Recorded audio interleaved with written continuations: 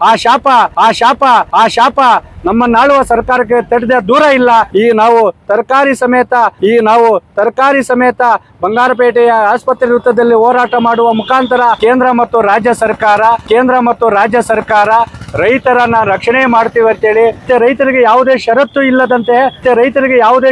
ಇಲ್ಲದಂತೆ 10 ಲಕ್ಷದವರೆಗೆ ಕೃಷಿ ಸಾಲ ನೀಡಬೇಕು. ಪೂರ್ಣ ಸಾಲ ಮನ್ನಾ ಮಾಡಲೇಬೇಕು. ರೈತರಿಗೆ 10 ಲಕ್ಷ ಸಾಲ ನೀಡಲೇಬೇಕು. ಬೇಕೇ ಬೇಕು. ಆಲೂಗಡ್ಡೆ ಬೆಳೆ ಕುಸಿತದಿಂದ ಕಂಗಾಲಾಗಿರುವ ರೈತರ ರಕ್ಷಣೆ ಮಾಡಲೇಬೇಕು. 20 ಲಕ್ಷ ಸೌಲಭ್ಯ ಶೀತಲ ಘಟಕ ನಿರ್ಮಾಣ ಮಾಡಲೇಬೇಕು. ಬೇಕೇ ಬೇಕು. ಸರ್ಕಾರಂತೆ ಸರ್ಕಾರ, ಕಾನೂನಂತೆ ಕಾನೂನು. ಈ ಕೂಡಲೇ ರೈತರ ರಕ್ಷಣೆಗೆ ಸರ್ಕಾರ ಬ್ಯಾಂಕ್ಗಳ ಸಾಲ ಮನ್ನಾ ಮಾಡಲೇಬೇಕು. 10 ಲಕ್ಷದವರೆಗೆ ಸಾಲ ವಿತರಣೆ ಮಾಡಲೇಬೇಕು. ಕೃಷಿ ಆಧಾರಿತ ಕೈಗಾರಿಕಾ ಸ್ಥಾಪನೆ ಮಾಡಲೇಬೇಕು. ಮಾವು ಸಂಸ್ಕರಣಾ ಘಟಕ ಸ್ಥಾಪನೆ ಮಾಡಲೇಬೇಕು.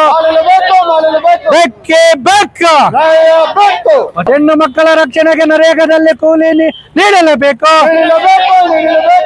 ಭೂಮಿ ತಾಯಿಯನ್ನೇ ನಂಬಿ ಲಕ್ಷಾಂತರ ರೂಪಾಯಿ ಖಾಸಗಿ ಸಾಲ ಮಾಡಿ ಭೂಮಿ ತಾಯಿಯ ಮೇಲೆ ನಂಬಿಕೆ ಇಟ್ಟು ಇವತ್ತು ಬೆಳೆದಿರುವಂತಹ ಎಲ್ಲ ಬೆಳೆಗಳಿಗೆ ಬೆಲೆ ಕುಸಿತವಾಗಿದೆ. ಒಂದು ಕೇಂದ್ರ ಮತ್ತು ರಾಜ್ಯ ಸರ್ಕಾರ ರೈತರನ್ನ ರಕ್ಷಣೆ ಮಾಡ್ತೀವಿ ಅಂತೇಳಿ ಹಸಿರು ಟುವಾಲ್ ಹಾಕೊಂಡು ರೈತರ ಮೇಲೆ ಪ್ರಮಾಣ ಮಾಡಿ ಇವತ್ತು ಸರ್ಕಾರವನ್ನು ರಚನೆ ಮಾಡ್ತಾರೆ. ಆ ನಂತರ ಕೃಷಿ ಕ್ಷೇತ್ರವನ್ನು ಅನ್ನದಾತನನ್ನು ಸಂಪೂರ್ಣವಾಗಿ ಮರೆತು ಬಹುರಾಷ್ಟ್ರೀಯ ಕಂಪನಿಗಳು ಮತ್ತು ಈ ಒಂದು ಕಾರ್ಪೊರೇಟ್ ಕಂಪನಿಗಳ ಕೃಷಿ ಕ್ಷೇತ್ರವನ್ನು ಇವತ್ತು ಅಡ ಇಡ್ತಾ ಇದ್ದಾರೆ. ಇವತ್ತು ತಾವು ಹಾಕಿದ ಬಂಡವಾಳ ಕೈಗೆ ಸಿಗದೆ ರೈತ ಪರದಾಡ್ತಾ ಇದ್ದಾನೆ. ಆಲೂಗಡ್ಡೆ ಬೆಳೆದಿದ್ದಾರೆ. 6 ವರ್ಷದ ನಂತರ ಉತ್ತಮವಾದಂತಹ ಫಸಲು ಬಂದೈತೆ. ಆದರೆ ಮಾರುಕಟ್ಟೆಯಲ್ಲಿ ಬೆಲೆ ಕುಸಿತದಿಂದ ಆ ಗಡ್ಡೆನ ತುಂಬೋರೇ ಇಲ್ಲ, ತೋಟಗಳಲ್ಲೇ ಕೊಳಿತಾ ಇದೆ. ಇನ್ನು ಟೊಮೆಟೊ ಈಗಂತೂ ಚಿಗುರ್ತಾ ಇದೆ.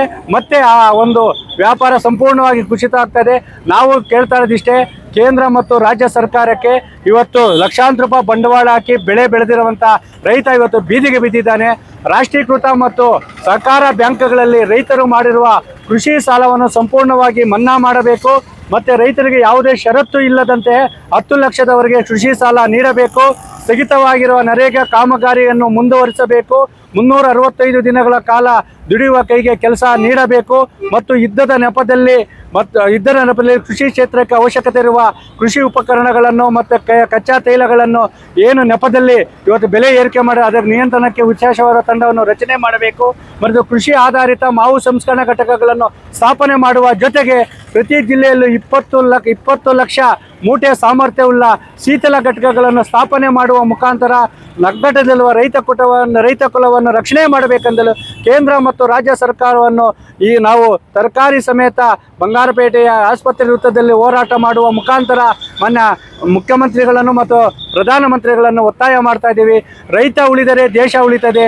ರೈತ ಏನಾದ್ರೂ ಇವತ್ತು ಬೀದಿಗೆ ಬಿದ್ದಿದ್ದಾನೆಂದರೆ ಆ ಶಾಪ ನಮ್ಮನ್ನಾಳುವ ಸರ್ಕಾರಕ್ಕೆ ತಡೆದ ದೂರ ಇಲ್ಲ. ಅದಕ್ಕೆ ಹೇಳ್ತೇನೆ, ಆ ಕಷ್ಟಪಟ್ಟು ಬೆಳೆದಿರುವ ರೈತರ ಬೆವರಿಗೆ ತಕ್ಕಂತೆ ನೀವು ಅವರಿಗೆ ಬೆಲೆಯನ್ನು ನೀಡಬೇಕು. ಮತ್ತು ಕೃಷಿ ಸಾಲವನ್ನು ಸಂಪೂರ್ಣವಾಗಿ ಮನ್ನಾ ಮಾಡಬೇಕು. ಹೊಸದಾಗಿ ಕೃಷಿ ಸಾಲವನ್ನು ನೀಡಬೇಕಂತೇಳಿ ರೈತರ ನ್ಯಾಯಯುತ ಬೇಡಿಕೆಗಳನ್ನು ಈಡೇರಿಸಬೇಕೆಂದು ಕೇಂದ್ರ ಮತ್ತು ರಾಜ್ಯ ಸರ್ಕಾರವನ್ನು ಒತ್ತಾಯ ಮಾಡ್ತಾ ಇದ್ದೀವಿ. ರಾಷ್ಟ್ರೀಕೃತ ಮತ್ತು ರಾಜ್ಯ ಸರ್ಕಾರಗಳೇನು ನಾವು ರಾಷ್ಟ್ರೀಕೃತ ಏನು ಕೃಷಿ ಸಾಲ ಮಾಡಿದ್ದೀವಿ ಅದು ಸಂಪೂರ್ಣವಾಗಿ ಯಾವುದೇ ಷರತ್ತಿಲ್ಲದೆ ಮನ್ನಾ ಮಾಡಬೇಕು. ಮತ್ತು ಹೊಸ ಕೃಷಿ ಸಾಲ ಅಂತೇಳಿ 10 ಲಕ್ಷ ನೀಡಬೇಕು. ಅದ್ರ ಜೊತೆಗೆ ಇವತ್ತು ಮಾವು ಸಂಸ್ಕರಣಾ ಮತ್ತು ಕೃಷಿ ಆಧಾರಿತ ಕೈಗಾರಿಕೆಗಳು ಪ್ರತಿ ತಾಲೂಕಲ್ಲೂ ಸ್ಥಾಪನೆ ಆಗಬೇಕು.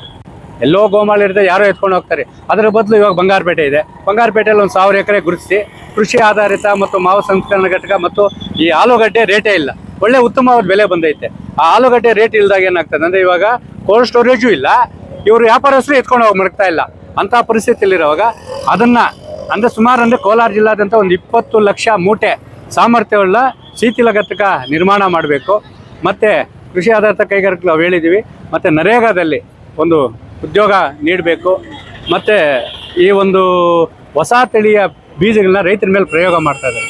ಅದಕ್ಕೆ ನೀವು ಸಂಬಂಧಪಟ್ಟ ಇಲಾಖೆಯನ್ನು ಅದು ನಾನು ಸಮಸ್ಯೆ ಬೇರೆ ಹೇಳ್ತಾ ಇರೋದು, ಅವ್ರೊಂದು ಸಭೆ ಕರೆದು ಕೃಷಿ ಮತ್ತು ತೋಟಗಾರಿಕೆ ಅವ್ರ ಸಭೆ ಕರೆದು ಹೊಸ ತಳಿಗಳನ್ನ ಯಾರು ಮಾರಾಟ ಮಾಡ್ತಾ ಇದ್ದಾರೆ, ಎಲ್ಲಿ ಮಾರಾಟ ಮಾಡ್ತಾ ಇದ್ದಾರೆ, ಯಾಕದು ಇದಿಲ್ಲ? ಯಾಕಂದ್ರೆ ಬೆಳೆ ನಷ್ಟ ಆದಾಗ ನಾವು ನಿಮ್ಮನ್ನೇ ಕೇಳಬೇಕು. ಅದನ್ನೊಂದು ಮೀಟಿಂಗ್ ಮಾಡಿ ನಾಳೆ ಅಂಬೇಡ್ಕರ್ ಜಯಂತಿ ಮುಗ್ದೋತಾನೆ ಅದೊಂದು ಇದು ಮಾಡಿ ಅಂತೇಳಿ ಒಂದು ಇದು